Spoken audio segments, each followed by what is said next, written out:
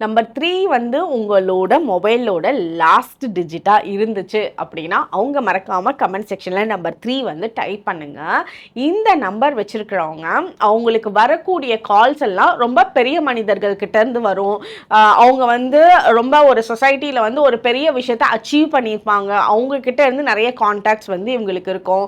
அதே மாதிரி நல்ல கம்யூனிகேஷன் வந்து ரொம்ப பெட்டராக இருக்கும். ரொம்ப இது நல்ல விஷயத்த கொடுக்கக்கூடிய நம்பர் லாஸ்ட்டில் இருக்கிறது.